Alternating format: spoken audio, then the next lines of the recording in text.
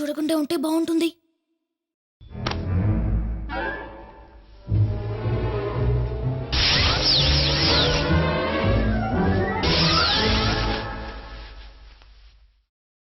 హనుమా,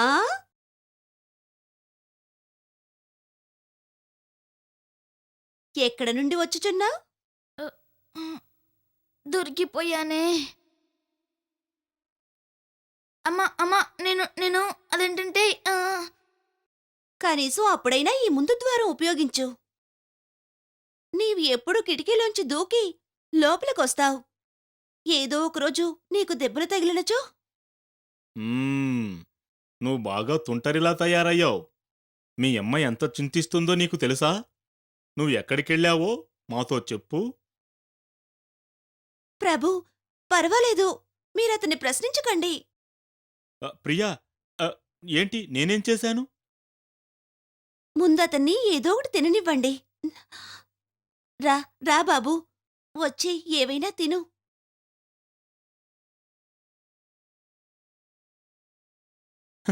ఈ తల్లి బిడ్డలు విచిత్రంగా ఉంటారు. బాగా ఆకలి మీదున్నావు కదు బాబూ. ఈ పండ్లు పలహారములు అన్నీ నీకోసమే పెట్టాను. ఇదిగో బాబూ, తిను.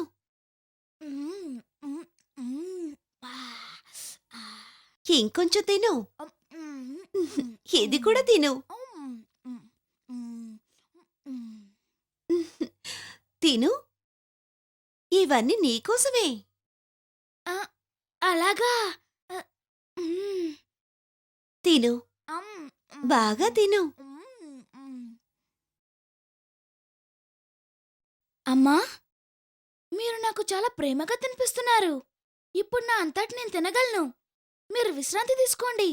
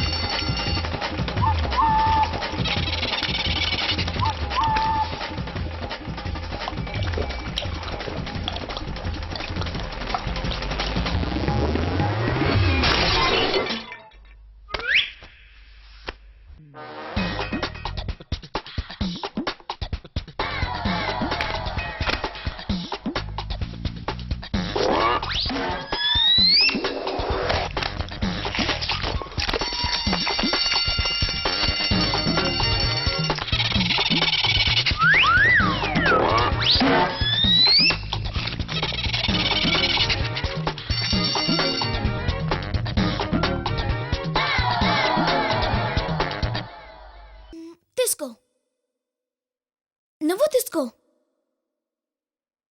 నిజంగా మీరు కూడా ఎక్కువే తింటున్నారు.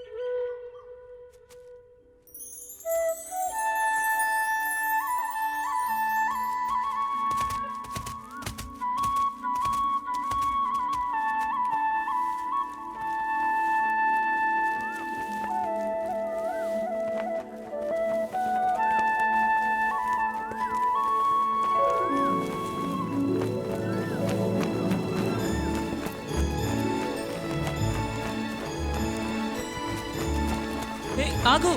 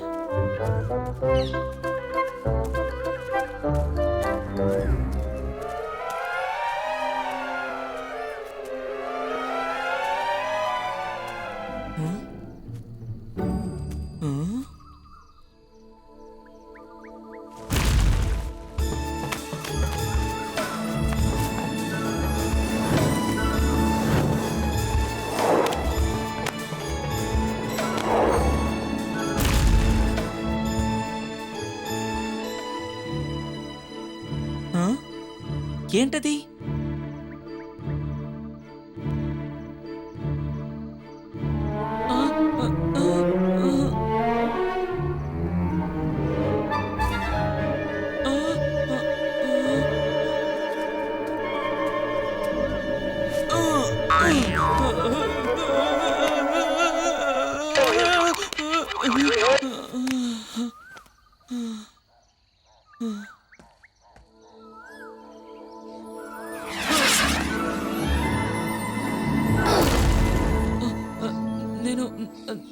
నేను కూడా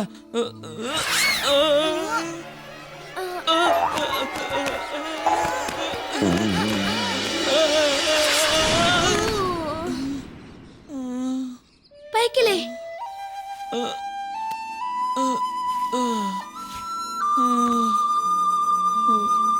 ఆగు.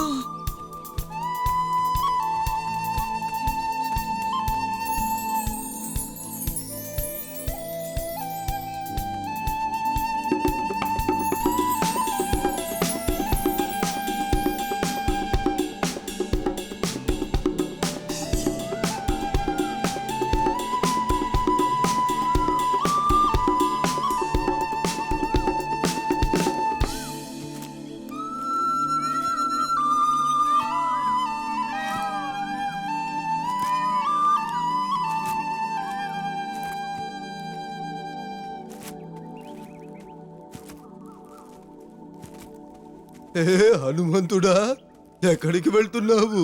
ఈరోజు పళ్ళని తింటూ కథలు వినాలని లేదా నీకు? లేదు, ఇవాళ వద్దు. ఇవాళ మేము ముఖ్యమైన పని మీద ఆశ్రమానికి వెళ్తున్నాం. ఆశ్రమానిక? ఎందుకు? అక్కడ కొన్ని ఏనుగులు బీభత్సం చేస్తున్నాయని విన్నాను. ఏంటి, నిజమే కదా?